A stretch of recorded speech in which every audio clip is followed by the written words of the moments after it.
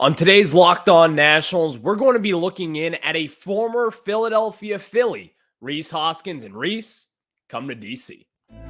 You are Locked On Nationals, your daily Washington Nationals podcast, part of the Locked On Podcast Network, your team every day.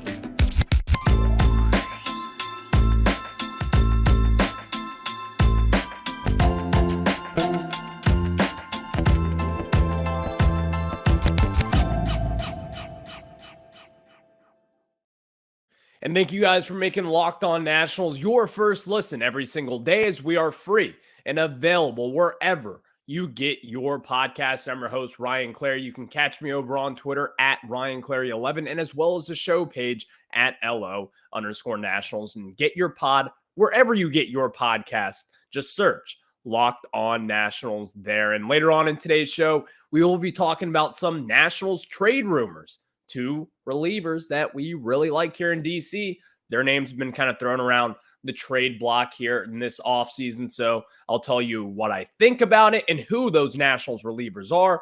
Also, let's kind of get into some farm system talk here, because the Nationals have a good farm system. This is still one of the better farm systems in all of baseball as we sit here today on November 10th. But what separates a good farm system from a great farm system? Well, there's a difference there. We're going to talk about that a little bit later on. But now we're going to start with Rhys Hoskins. But before we get into Rhys Hoskins, today's episode is brought to you by Jase Medical. Empower yourself when you purchase a Jase case, providing you with a personal supply of 5 antibiotics that treat 50 plus infections. Get yours today at jasemedical.com. That's JASE medical.com. And so now, Rhys Hoskins. He's a free agent this year after missing 2023 with a torn ACL. The 30-year-old former fourth round pick, not a first round pick, a fourth round pick, a Scott Boras client.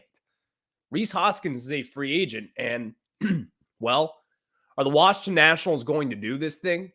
Because if you look across Major League Baseball, and I use Spot Track a lot because I think they're kind of pinpoint when it comes to projecting salaries and contracts and what a certain free agent deserves. Well, Spot Track has Rhys Hoskins right now around a 4-year, $84 million deal over on Spot Track. So that's what they think that he could be getting based on this year's market. Now, is that what he's going to get? Honestly, I was a little surprised to see that. That's what they think that he will be getting.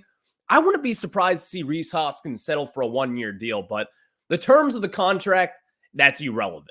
I want Rhys Hoskins to be here in Washington, D.C. for many other reasons, regardless of the cost. Number one, Rhys Hoskins, he just fits that hole.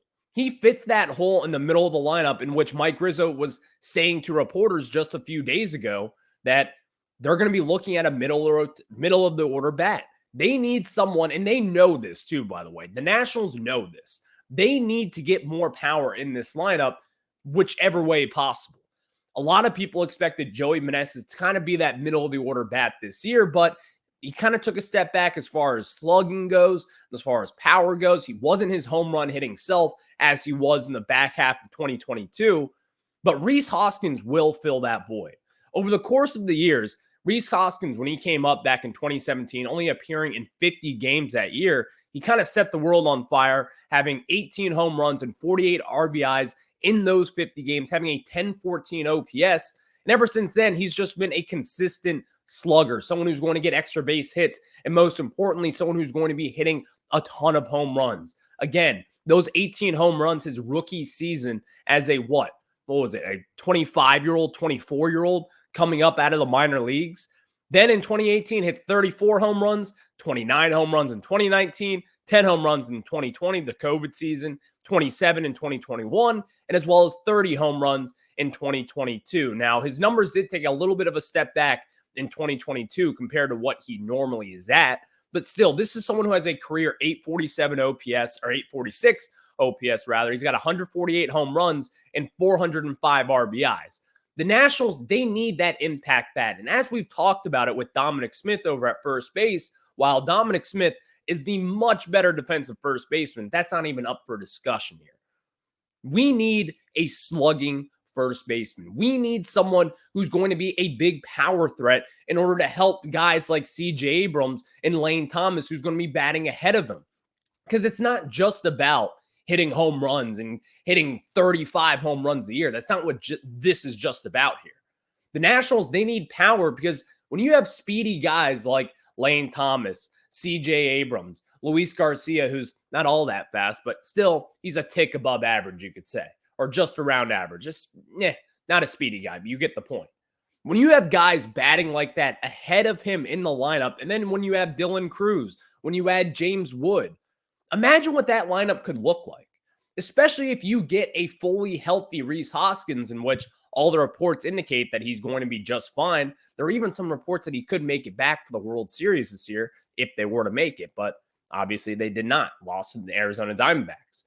Rhys Hoskins makes all the sense in the world for this Nationals team, not just for the connections, because obviously Kevin Long, who has been the hitting coach with them since 2022, then even beyond that, you have Howie Kendrick inside that organization. You have Bryce Harper, Trey Turner. We all know this, and I'm the petty person here. The Nationals and the Phillies, they've kind of been going back and forth over the last decades, exchanging their kind of franchise type of players. Rhys Hoskins was the guy who was their light in the dark days of those Philadelphia Phillies teams. In 2017, they were awful. 2018, they were awful as well. 2019 wasn't all that much better. Rhys Hoskins kind of was their guy. He was the guy that they were looking at saying, we did not expect this type of production, although we are here, and he's bringing it up to us 162 games a year.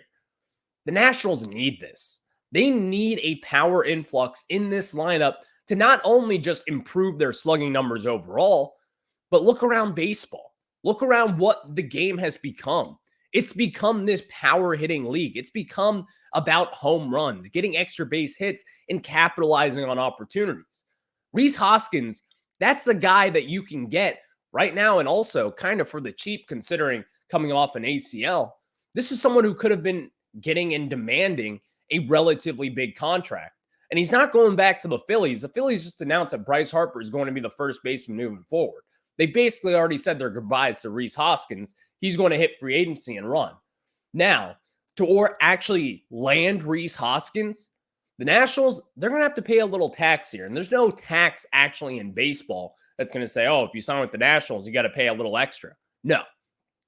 But there is kind of something that you could say is called a loser tax. The Nationals, they aren't ready to win this second.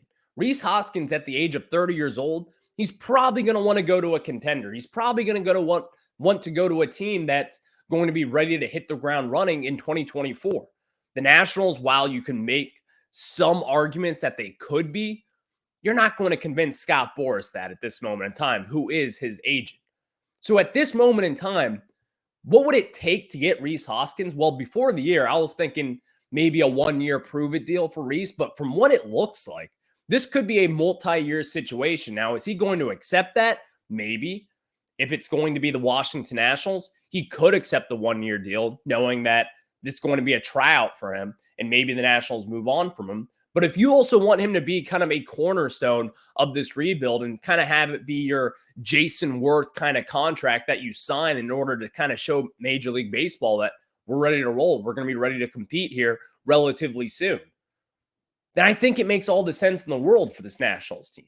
Now, what the terms and what it could take, I don't think it's going to be that 4-year, $84 million on spot, according to Spot Track, what they project him to be.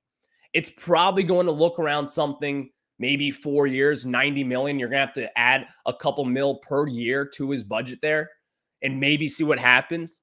And if not, maybe you have to add a 5th year and make it around 100 and something million, whatever that would take.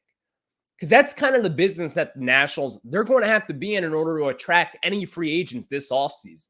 You're going to have to pay a little bit more than other teams because, listen, these are all competitors. You're going to want to go to winners right then and there.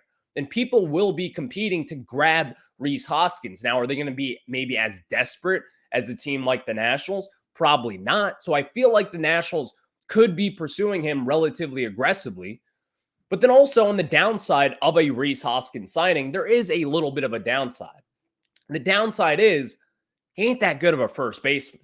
Now, again, this is someone who Maybe down the line, you just kind of utilize him as a DH and he kind of takes over the Joey Meneses role. You move on from Joey Meneses and do whatever it takes there, because the Nationals, they do have some intriguing prospects, not really necessarily a first baseman, but Yohandy Morales is kind of that guy we look at and say, well, he could be a first baseman, considering you have a first-round pick with Brady House, who's going to be that corner third baseman there.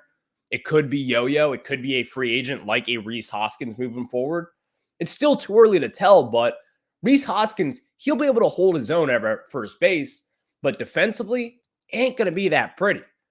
But that's not what this signing is about. This signing is about addressing one of the Nationals' weakest links on their team, and that is getting power in the building and power in the lineup in order not just to help their numbers out and the bottom line out. It's in order to help C.J. Abrams out, in order to help Lane Thomas out, in order to help Dylan Cruz and James Wood when they're both up in the majors as well. There's a lot of different ways that this makes a ton of sense for this Nationals team. Now, are they going to do it? I surely hope so. And if the Nationals do this, and if they do give him a multi-year contract, sign me up. Do it, please. Because the Nationals, they're going to be in the business of getting and adding a power bat into the system. And if they were going to do it, then Rhys Hoskins makes most sense of all the free agents, in my opinion. And also, just kind of to add it on here, kind of going back and circling back to what we all know as Nationals fans and Phillies fans as well, we kind of have this back and forth thing of signing each other's players once they hit free agency. And even then, not even that, Howie Kendrick, our beloved, the guy that we love, the guy who hit the foul pole in Game 7 of the World Series, who won us that World Series. He's also in there. Why not take Rhys Hoskins? Why not? Get a little back. Get a jab into Philadelphia. Let them boo Rhys Hoskins when you go back to Philly. It'll be perfect. I'm telling you right now, Nationals. Sign Rhys Hoskins. Thank you guys for making Locked On Nats your first listen every single day. And now let's get into what separates a good farm system compared to a great farm system. Because the Nationals, they have a good farm system, but not a great farm system just yet. We'll discuss that a little bit later on here. But now, let me tell you guys about our friends over at Jase Medical. And we spend a lot of time talking together, you and I, every single day. We get fired up together on wins and losses and who starts and who sits. I'm thankful for that connection that we have. And today, I want our chat to be a little more personal. I just learned that you can get a 1-year supply on ED medications. You realize what that means? Bring on extended travel. Bring on the next natural disaster or supply chain issue. You are covered, my friend. You don't have to worry about whether or not you can refill your generics or Cialis, Viagra, whatever it is, and this possible because of our friends at Jase Medical. Go online right now at jasemedical.com to receive your 12-month supply on your daily medication. Remember to use promo code LOCKEDON at checkout for a discount as well. Again, that is promo code LOCKEDON for a discount as well. And if you or someone you love would get some peace of mind by having a year's supply of any daily med, just go to jasemedical.com to see if it's offered for you. And remember to use promo code LOCKEDON for $20 off your first purchase. Again, that is promo code LOCKEDON for $20 off your first purchase. Now let's get back into it as the Nationals, the Washington Nationals. They have been on this rebuild. They have done a really good job as far as stockpiling some big time talent in this farm system. But what separates a good system from a bad or from a great farm system? Let me reiterate that. What separates a good farm system from a great farm system? Well, this is kind of something that we have talked about over the years, and there's no hint here. We all know this. Mike Rizzo, the one knock on Mike Rizzo is that we haven't really necessarily hit on first-round picks over the last decade plus. It's been a little bit hit and miss in here, but overall, it hasn't been that great. So here's the thing. Everyone can hit on first-round talent. In fact, that's the expectation. If you're a Major League Baseball executive, the expectation is for you to hit on those first-round picks. Listen, when you're a first-round talent, it doesn't really matter what years of the draft. I believe the 2017 MLB draft is considered one of the weaker ones of all time, or at least over the last decade plus, whatever it is, that draft, even then, you can still find talent. You can still find guys in the mid-20s first-round picks, in which the Nationals were camping most of the last decade plus. So you can use that excuse, and that's a fair one. But then you look at teams like the Dodgers. You look at teams like the Braves, the Blue Jays, teams like that who kind of build their farm and really build it up in a nice way. They don't just hit on first-round picks. What separates teams like that, like the Dodgers, who continue to stockpile talent, the Tampa Bay Rays, is that they don't just hit on their first-round picks. They also hit on their mid-round picks. They hit on their fourth-round picks. They spend their money wisely. They spread their money around inside the draft and get high school talent in those mid-rounds. And I think with the addition of Brad Ciolek and Danny Haas, both from very good organizations with the Diamondbacks and as well as the Orioles, I think guys like that kind of getting back to this analytical background of the Nationals, which they have kind of lacked in over the last few years, in my opinion, getting back into that business is going to pay dividends for this Nationals organization. In my opinion, this is what the Nats have to do. It doesn't matter if you're going to spend all the money in the world. It doesn't matter if you're going to have a top 10 payroll. You still have to develop prospects. You cannot go throughout a whole decade of baseball and having a good, solid team like the Nationals did without having a good farm system. The Nationals, they always had one through those years. They were hitting on draft picks. They were making really good moves and good decisions overall and moving off of top prospects for getting veteran guys. It's not just about getting the prospects to come up to your major league level and then play well. That's the goal. That's the dream. That's what the Baltimore Orioles are doing right now. But it's not just about that.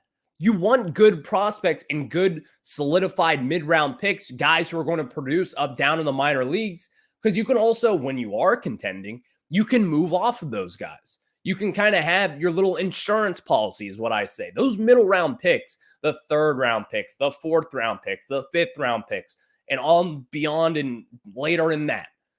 You can find guys throughout the draft every single year in those rounds. If you look back at the draft listings of just pick a year and pick a random round, you can probably find an impact player over the last decade that's doing pretty damn well in the majors. You've seen it a lot over the last few years with teams like the Dodgers. You've seen it a lot over the last few years with the Braves as well. Those two teams, they draft well. I know I say it a lot. I know it probably gets annoying, but it is what it is. The Nationals, they got their good farm system. They do.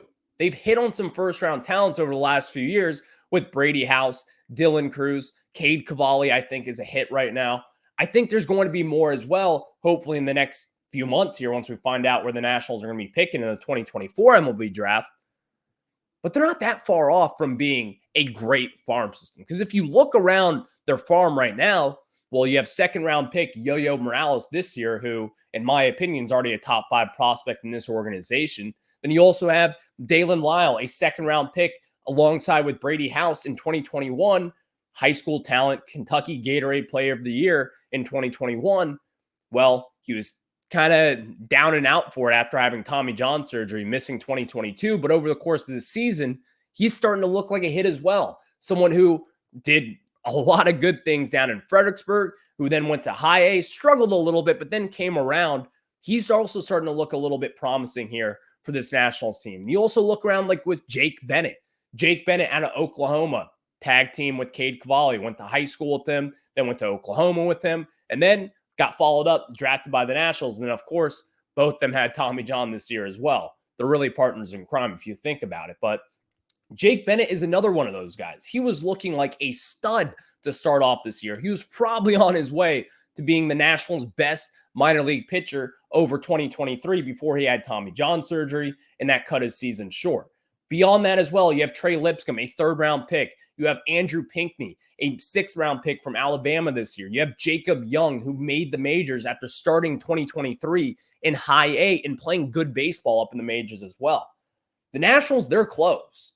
And really, if you look at it, you can make an argument that maybe something has turned around within this farm system. But I will say this. When you have been as poor as the Nationals been over the last few years, as far as contending and building prospects and building a farm system, you better have a little bit of extra juice in there. And that extra juice in this farm system comes from middle round picks. It doesn't just have to be your first rounders. That's not what this is about. The first rounders, again, that's the expectation of this. You want to hit on those, and you're expected to hit on those. But what you're not expected to do is hit on those middle round selections. And if you look around draft boards every single year in the middle rounds, you will always find someone there. It's just a matter of if your scouts and if you're drafting, whatever your process is, can be right. And the Nationals, they have to get back on that track because over the last few years, again, we just went through some of those guys. We got some people here. But the Nationals, they're not done yet.